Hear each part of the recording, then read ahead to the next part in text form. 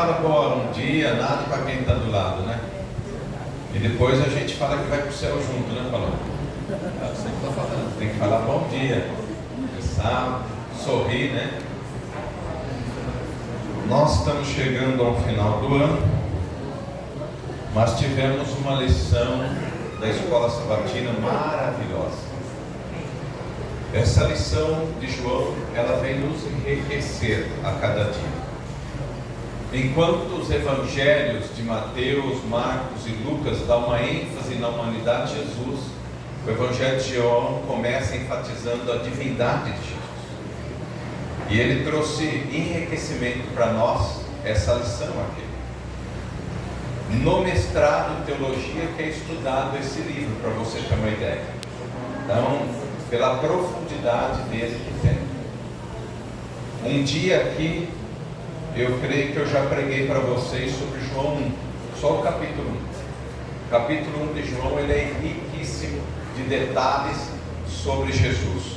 Se você for lá e anotar quantas vezes fala os nomes de Jesus e os títulos dele, é onde aparece mais variedade ali. E interessante que João, ele relata alguns detalhes que não aparecem nas outras.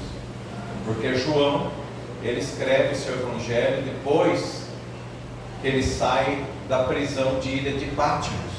O evangelho de João é o último livro da Bíblia a ser escrito. Então é uma experiência maior daqueles que passaram. Enquanto os evangelhos são da experiência que tiveram no caminhar com Jesus durante aqueles 3 anos e meio. E João, ele começa aqui a nossa lição, aqui a penúltima do ano, falando sobre a hora da glória. Será que nós entendemos o que seria a hora da glória? Antes da gente entrar na lição, alguém poderia ir? Baseado na lição, o que você entende? Chegou a hora da glória. Glória.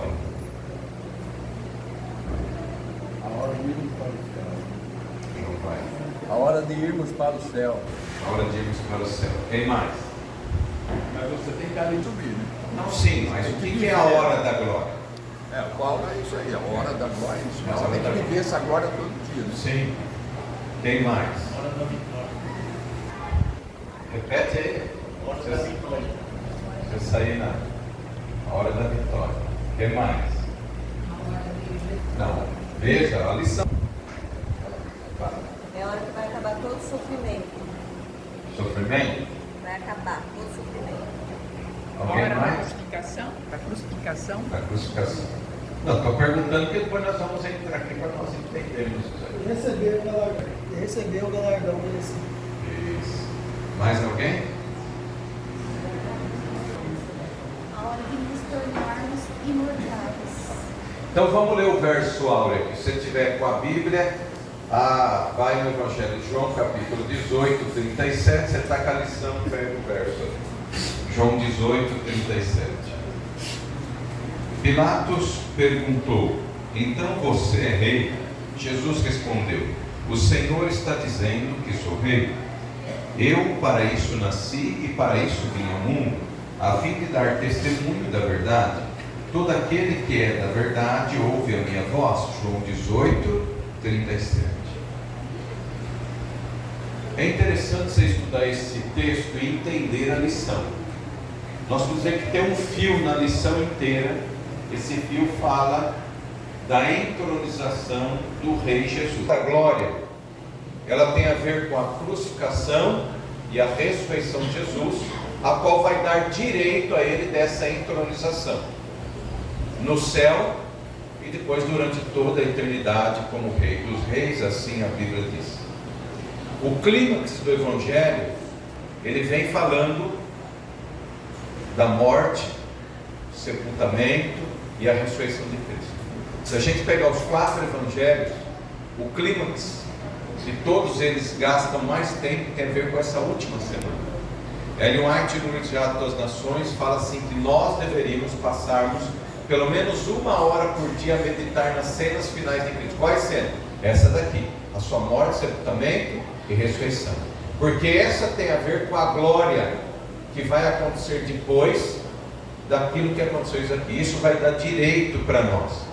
Então, a primeira parte da lição pergunta assim: o que é verdade? Nós poderíamos aqui, cada um, definir o que é verdade. Mas verdade não é para ser definida pelo conceito filosófico, e sim pelo conceito teológico que a Bíblia mostra. A verdade não é uma teoria, mas é uma pessoa. Jesus disse: eu sou o caminho, a verdade e a glória, e a vida.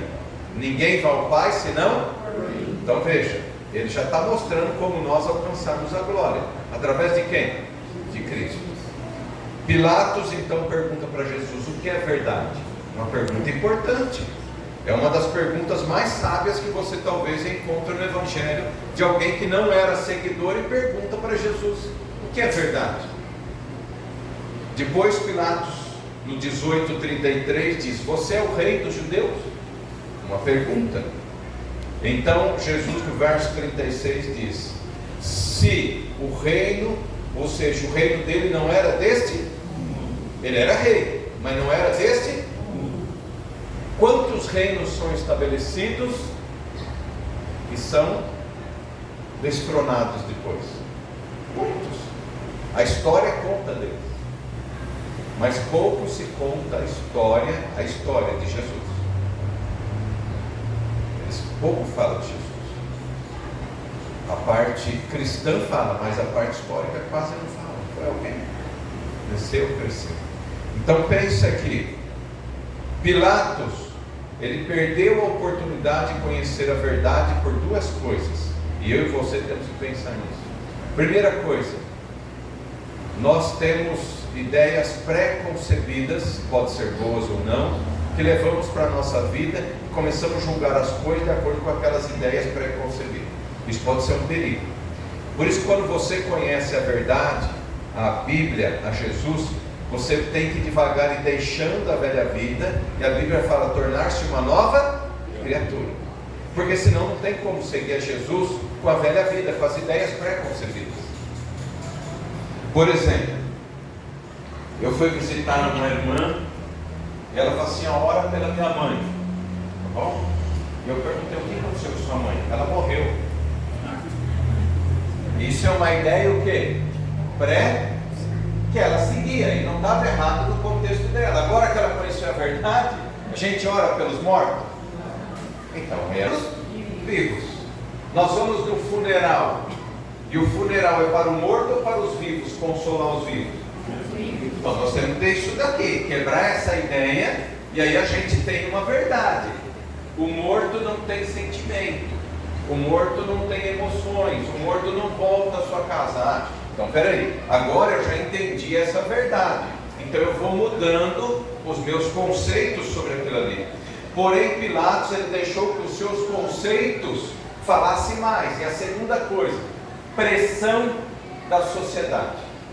Tem muita gente que sofre pressão numa escola, numa faculdade, num trabalho, da família, e acaba transgredindo aquilo que seria de acordo com a vontade de Deus. Foi assim que Pilatos fez. Pilatos, a mulher falou, mulher dele, teve lá um sonho que Deus mostrou: não mexa com esse que é justo. Justo, ou seja, aqui a lição fala, pelo menos o texto, veja só, era justo. Por que vai condenar alguém justo? Por causa da pressão da sociedade. Então eu e você devemos tomar cuidado com isso daqui. Ideias pré-concebidas e a pressão do grupo, da sociedade, acaba fazendo as coisas por causa da pressão. Você tem que ter certeza de quem você é, de quem você crê, de quem você segue a verdade. Quando você tem dúvida, oração e Bíblia. Não vai atrás da internet, fica assistindo vidinho, as coisas para tirar a verdade. Pode ser bom e pode não ser a fonte, mas a Bíblia, ela pode nos mostrar. Fala aí, Paulo. Do verso aqui, do verso áudio: todo aquele que é da verdade ouve a minha voz. Muito bom. Então veja, ouvir a voz, a lição já mostrou. São duas. Alguém mais? Acho que para entender bem, fazer bem essa distinção entre a verdade, sobre o que é a verdade é Deus. Nele não há engano, nele não há dolo. Mas de onde surgiu então o adversário da verdade? Quando Lúcifer negou que Deus seria a verdade, vamos dizer assim. E ele inventou uma outra história a respeito do caráter de Deus. Então podemos dizer que a verdade é o caráter de Deus. Deus não tem a verdade, Deus é a verdade. A Bíblia diz que Lúcifer, Satanás, é o pai da mentira. Por quê? A mentira não existia. Quem criou a mentira? Foi Satanás. Satanás é que deu um falso testemunho a respeito da verdade, alegando outros pontos de interesse pessoal dele. Não sabemos como que o mal entrou no coração dele, mas sabemos que ele é o pai da mentira por isso, porque ele criou a mentira. E nós caímos na mentira de Satanás. Então por isso nós ficamos desligados. Por isso Jesus precisou vir, morrer, nascer, morrer. Para quê?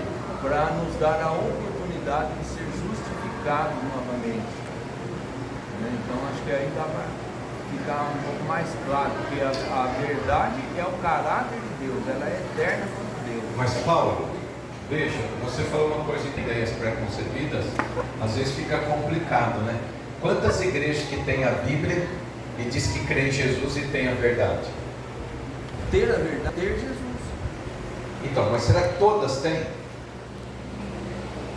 Completamente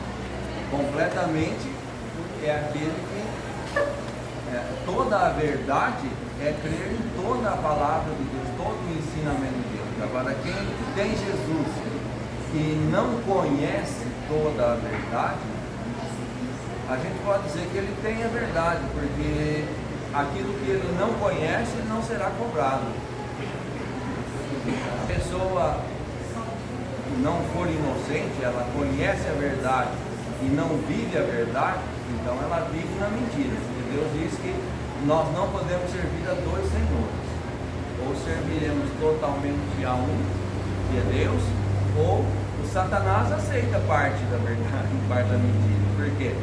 Porque totalmente, quase salvo, é totalmente perdido. Então vamos, Jesus disse assim: viria o Espírito Santo, não falaria dele, mas falaria de mim. Jesus, ele guiaria toda a verdade, a toda.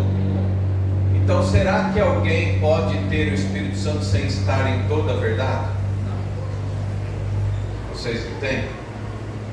A gente pode até crer em Jesus, mas se a gente diz que tem o Espírito Santo, ele vai nos dirigir a toda a verdade. E com o tempo, nós vamos perdendo essas ideias pré-concebidas e vamos entregando a Jesus conforme vamos conhecendo. É progressivo, né? Então nós precisamos entender isso daí, porque a Bíblia diz, em João também, mas no Evangelho, que quem tem o Espírito Santo guarda os mandamentos de Deus. Então, veja, nós temos que tomar cuidado. Quantas pessoas dizem que tem o Espírito Santo, não fazem a vontade de Deus, não guia a verdade? Esse é um ponto importante da verdade, porque tem muita gente justificando que ele tem a verdade. A verdade é o caráter de Deus, mas nós estamos refletindo. Nós, adventistas do sétimo dia, somos laodiceanos. Estamos abastados pela verdade, mas às vezes não estamos vivendo ela. Então nós precisaríamos também viver aquilo que nós conhecemos. Deveríamos cada dia estudar mais, aprofundar mais e praticar. Só conhecer não é uma questão, é uma questão de viver. É aquela pessoa que está no seu mundo com parte ignorante, mas está vivendo a sua verdade, e se ela tiver a oportunidade de conhecer ela mudar, Deus conhece o coração dela. Então no caso de Pilatos, ele teve a oportunidade com o próprio Jesus. O que é verdade? Jesus estava ali mostrando a justiça e tudo, mas Pilatos não aceitou. Quantas pessoas são assim hoje? Tem a oportunidade de ter a verdade, ter o conhecimento de Deus, alguém dá o estudo para ela, ela não toma a decisão batismo, mas conheceu tudo ali, ela não é mais ignorante. A pessoa entregou um livro missionário, a pessoa fez um outro trabalho para a pessoa ali, teve a oportunidade, veio na igreja uma semana de oração, uma semana como deixar de fumar e quanto, e a pessoa não continua. Então veja, a maioria das pessoas são enganadas, e quando você pega o texto de Mateus 24, fala que o inimigo enganaria a muitos, se possível quem? Eu e você. Então vamos perguntar assim agora: eu ser adventista garante que eu tenha a verdade, você salvo? Não. Garante se eu o quê? Viver aquela verdade que eu conheço, em partes ou totalmente ela. Porque anticristo e falso profeta estariam cheios enganando as pessoas. Então, eu estou seguindo a Bíblia, que é a voz de Deus, a verdade, Jesus, ou estou seguindo pessoas? Hoje, quando você vai no YouTube, tem muita gente seguidor de tal, e às vezes mesmo na igreja, olha o perigo, eu sigo o pastor tal, eu sigo fulano de tal. Não, eu sigo Jesus, eu posso ouvir eles. Se um dia ele falar besteira, eu não sou seguidor dele, eu sou seguidor de quem? Mas gosto da pregação dele, da mensagem musical do outro, não tem problema nenhum. O problema é quando a gente segue pessoas em vez de seguir a Cristo. E o diabo pega essas pessoas e enreda e leva a gente para o erro. Então vamos supor que vocês seguem a mim como pastor, e amanhã eu erro, abandono a igreja e monto a minha igreja. O que vai acontecer com parte da igreja? Vai junto, vai me seguir, porque eles não estão seguindo o quê? A verdade, a Jesus. É isso que é um perigo para nós. Agora, se eu cair, o que vocês podem fazer? Orar, visitar, não é? Um ajuda o outro. Mas se eu sigo a pessoa, é perigoso. Tem gente que vem para a igreja porque fulano de tal trouxe ele para a igreja. Se aquele fulano sai, ela vai sair. Então veja, a gente tem que ter um encontro com quem? Com Cristo. Por isso que mostra, por isso aqui Pilatos ele fala algumas coisas que é interessante nós entendermos ali. Ele diz aqui: eis o homem. Ele estava falando da humanidade de Jesus, está falando de quem ele era, o Deus homem. Por mais que ele não entendesse tudo que ele falava, ele estava falando. E ele diz assim duas vezes, o 19, verso 4 e 6: eu não achei nele crime algum. Veja, ele está dizendo uma verdade. Quantos de nós sabemos o que é verdade, mas não praticamos a verdade?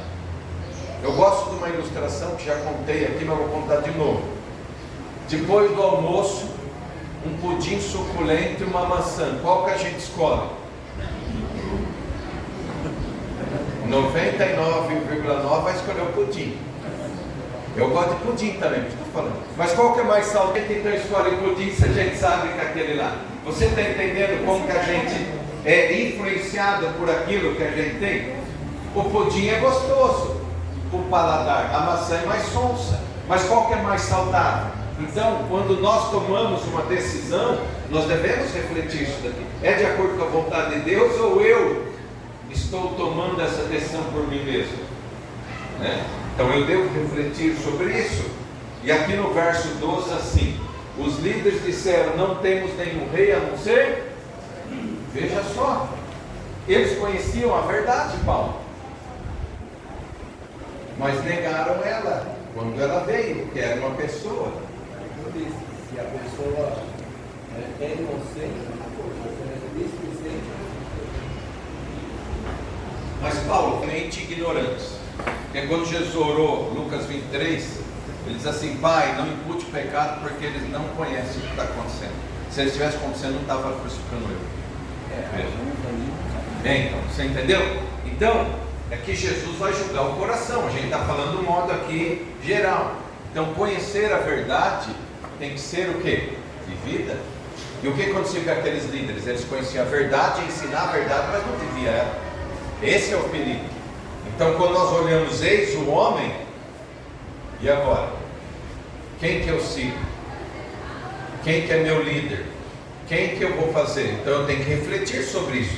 Então uma coisa vai linkando com a outra, irmã. O meu filho manda uma síntese, né, da pastor Paulo Correia, tudo isso que ele manda. Então tem a resposta segunda vindo aqui, que ele fala assim: até queríamos saber qual é a verdade. O problema começa em querer pagar os custos após conhecê-la. Pilatos fez perguntas que ele não queria respostas, né? Então, e sobre o reinado de Jesus. Eu acho que é isso daí. Ele não queria aceitar, né, a verdade de Deus, porque ele é o... Veja só, é importante que a senhora falou. Eu quero conhecer a verdade. Então, por exemplo, eu estou estudando a Bíblia com um adventista, e ali eu aprendi sobre o dízimo. O que eu devo fazer depois que eu aprendi? Devolver o dízimo. E eu digo para a senhora que 99,9% devolve o dízimo. Mas depois do batismo tem muita gente que vai devolver o dízimo. E aí? A verdade é parcial? Ele conheceu, aceitou, ele fez um compromisso de ser fiel a Deus. Porque depois que ele batiza, ele para de ser fiel àquela verdade? Porque ele deixa que ideias preconcebidas falem mais alto do que a verdade que ele aprendeu. E aí agora ele acha que ele é detento da verdade e que ele não precisa fazer aquilo. E aí ainda justificar Deus é amor, não vai cobrar por isso daí. A gente começa a criar uma justificativa para o erro, para o pecado. Olha o perigo. Então veja, se eu aceito a verdade e estou vivendo ela, ontem, uma meditação no pôr do sol, quem fez aqui deu. Se eu não tenho ganho nenhum, posso ser fiel nos dízimos?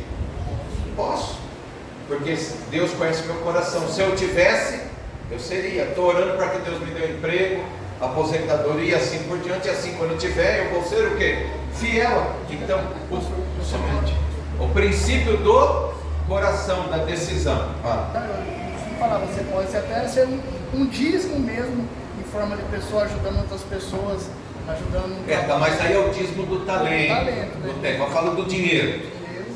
Mas nós podemos pela decisão. Então veja, pastor, eu não sou fiel no dízimo porque eu não tenho ganho. Não, você pode ser fiel, desde que você tenha um compromisso com Deus.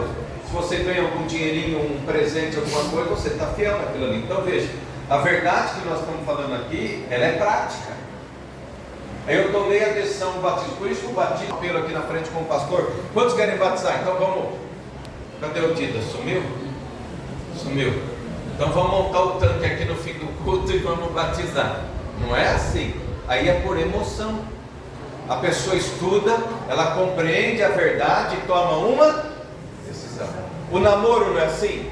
Tem muito namoro que não dá certo. Porque a pessoa conhece pouco tempo a outra, ou conhece pela internet, ou conhece aqui e ali, daqui a pouco já o quê? Já junto. E o que acontece com o tempo?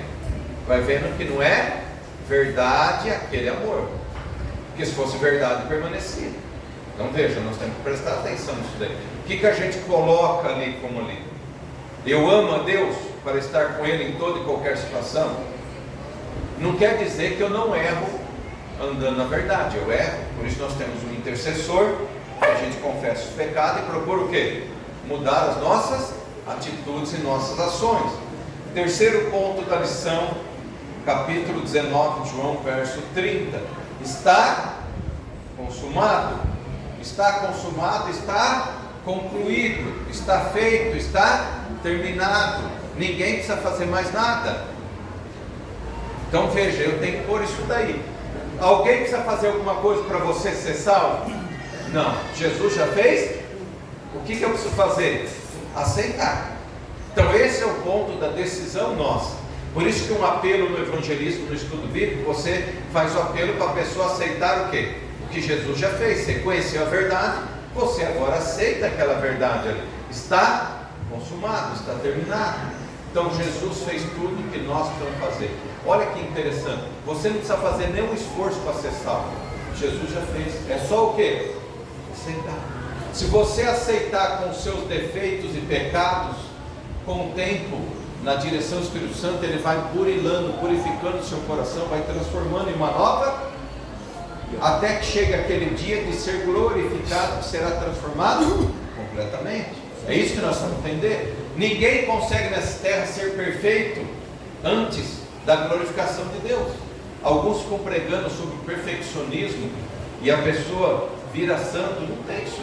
Se ele virasse santo na terra, ele era transladado igual Enoque. Mas ninguém foi transladado ainda, então quer dizer que tem o quê? Pecado e não chegou o dia da glorificação. A hora da glória de Jesus era aquela, porque como que ele ressuscitou? Transformado. Nós vamos ver aqui a lição. Maria viu Jesus, mas não conheceu Jesus, porque ele estava o quê? Glorificado, era carne e osso. Os discípulos não conheceram quando Jesus entrou lá, porque ele estava o quê? Glorificado. Nós também estaremos o quê? Glorificados. Mas olha que interessante, quando Jesus fala assim, Maria, mestre, Rabone, ela entendeu. Quando você conhece alguém, tem amizade, a pessoa liga para você, você geralmente conhece a voz do outro lado da linha. Sim ou não? Sim. É assim que Maria identificou. Ela andou com o mestre. Quando ele chamou pelo nome, poxa, mexeu o coração, a emoção. Eu entendi quem está falando comigo. Quando eu conheço Jesus, que é a verdade, o hino que foi cantado aqui no começo, como é que chama? O da cruz aqui. Não, mas eu. Se você reflete nele, a gente fica emocionado. Não é mais eu, agora é Cristo vive em mim. É a parte que Paulo fala também. Não sou mais eu que vivo, mas Cristo vive em mim. Então, será que essa é uma nova criatura? Pastor, mas eu tenho vício. Todos nós temos. Eu também tenho. Nossa, mas pastor tem vício? Tem. Às vezes não é algo que você acha que é escandaloso, mas todo vício é pecado, todo pecado é errado. E nós temos que devagar o quê? E perdendo. E quando você perde aquele vício, o que acontece? O que estava segundo da fila torna primeiro. E aí você tem que trabalhar com aquele. Depois o que está terceiro está primeiro. E vai lutando. Então veja, queridos. O que nós encontramos a Cristo a verdade, nós temos que tentar que ela é progressiva e até o dia da glorificação. Não, isso é glorificação, porque nada que fazemos merecemos a salvação. Senão não seria de graça, seria um presente de Deus. Então nada que fizemos merecemos, é tudo por Cristo. E sempre iremos pecar, infelizmente é vida, nós vamos pecar até o dia que sermos salvados, merecer a coroa da vida, aí sim seremos santos. Caso contrário, vamos continuar pecando, infelizmente. Mas como nós temos o Senhor Jesus para nos interceder por nós, então essa é a nossa salvação. Certo. Então não é educação, é santificar Deus, e a igreja comprou, mas não foi você. Então nós temos que tomar cuidado com isso daqui. Quando nós falamos verdade, é viver ela de acordo com o que nós conhecemos. Estou só usando algumas ilustrações para a gente entender a verdade, porque às vezes a gente acha que a pessoa está na verdade, mas não está. Por isso agora o túmulo vazio. Alguém ia falar? O túmulo vazio. João 20, versículo 2. Vamos pensar aqui. Jesus disse várias vezes que ele morreria e ressuscitaria no terceiro dia antes de acontecer. Disse ou não? Sim. Mas as pessoas não queriam ouvir isso daí. A gente não quer ouvir alguma coisa quando ela é ruim aos nossos olhos. A gente não quer ouvir. A pessoa está morrendo. Não vai morrer. Deus vai curar. E aí não cura, ele se revolta contra quem? Contra Deus. Mas acontece a morte. Deus morreu também. Jesus morreu. Nós vamos passar pela morte se Jesus demorar para vir. Ninguém vai passar aqui mais 100 anos sobre a terra, mais a sua idade tem. Dificilmente. A não ser que ele venha e nós sejamos transformados. Aí podemos passar. Então nós temos que olhar assim. Veja só, o sepultamento de Jesus era sexta-feira à tarde, perto do pôr do sol. Deu tempo de preparar o corpo? Não tinha funerária que prepara corpo, eram as pessoas que preparavam. Colocava alguns aromas de perfume, alguma coisa, enrolava num lençol. Alguns que são antigos aqui já devem ter visto isso daí. Então veja, não tinha caixão, não tinha nada disso daqui. E ali sepultava a pessoa e ia caminhando até o cemitério, enterrava a pessoa e voltava. Era assim. A terra comia ali, com o tempo ia acabando o que tinha ali. Então veja, hoje você vê a pessoa está sendo ali sepultada uma semana. Como isso daqui? Então eles tiram o sangue, faz um preparo, um monte de coisa, põe na geladeira, faz lá e fica a semana inteira velando a pessoa. Aí você vê a pessoa está num lugar, daqui a pouco está no outro, mas como que pode isso daí? Não é. Nesse caso, por que Jesus ressuscitou? Porque o seu corpo estava o quê? Intacto. É igual Lázaro, estava decompondo, mas Deus tem o poder para quê? Restaurar até o vale dos ossos secos lá, que volta ali também. Então nós temos que pensar nesse ponto. Então, Jesus disse, eu vou morrer, mas vou o quê? Ressuscitar. Maria falou assim: nós não preparamos o corpo do mestre. Quantas coisas ele fez por nós? Gente, olha aqui a ignorância. Ignorância é sem conhecimento, não é aquela, é o nome pejorativo. Maria andou com Jesus. Jesus restou pessoas? Sim ou não? Sim. Pelo menos 3. Curou pessoa? Sim. A doença mais terrível que era na época, lepra, ele curou. Jesus deu dinheiro? Sim. Pedro pescou e tinha uma moedinha. Com Jesus não tinha problema nenhum. Agora veja, olha a ignorância. Jesus morreu, acabou tudo. Espera aí, se ele restou pessoa, alguma coisa vai acontecer. O que ele falou para nós? Ninguém pensou nisso. Porque eles estavam o quê? Com medo, estavam se escondendo. Se eles tivessem pensado no que Jesus falou, eles não tivessem feito. Nós vamos ficar lá orando, vigiando, que no terceiro dia ele vai aparecer. Não, mas ficaram com medo, esconderam. Maria então falou: vou lá preparar o corpo de Jesus. Quando amanheceu o dia, madrugada, a primeira hora que o sol nasceu, ela foi lá. Quando ela chegou lá e viu o túmulo vazio, o que aconteceu? Roubaram. E naquele desespero ela saiu correndo. Encontrou quem? Pedro e João. Pedro e João foram lá, mas com calma agora. Olharam, o sepulcro estava intacto e a roupa estava o quê? Dobrada. Quando alguém rouba, como é que fica geralmente? Espalhado, bagunçado. Então peraí, vamos analisar a situação. Não é roubo. O que aconteceu? Começaram a pensar, mas ainda a mente com ideias pré-concebidas não entendia que Jesus havia o quê? Ressuscitado. Olha só, as ideias preconcebidas, elas cercam a nossa vida. Outra análise: cadê os guardas que estavam cuidando? Seria impossível alguém roubar? Tinha ali uma centena de guardas, e os guardas romanos eram temidos, nenhum ladrão ia ali, e aonde que não estava? Veja, então quando nós analisamos essa situação, nós falamos assim: alguma coisa aconteceu. E ali Pedro e João começaram a pensar: o que aconteceu? Mas ainda não tinham chegado a uma conclusão. Lembra os discípulos da estrada de Emaús? Falava sobre Jesus, mas ainda não tinha chegado o quê? A conclusão que ele havia? Eles estavam tristes.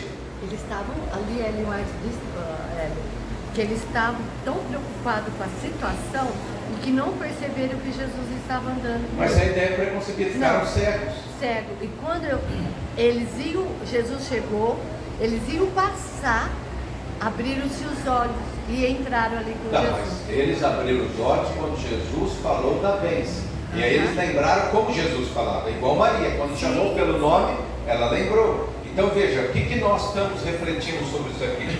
Nós estamos refletindo, queridos, que quando conhecer Jesus tem que deixar as ideias preconcebidas, tem que deixar a velha vida.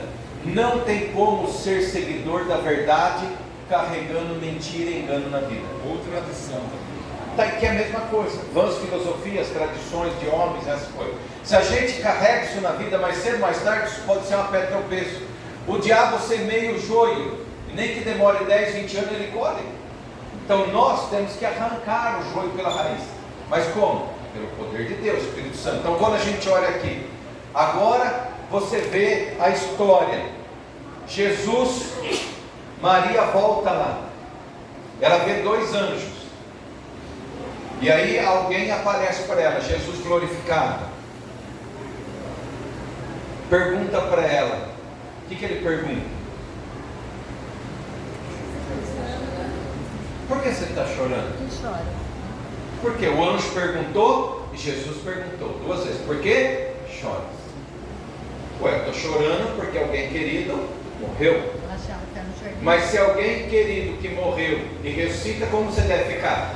Alegre? Essa era a pergunta. Por que chora?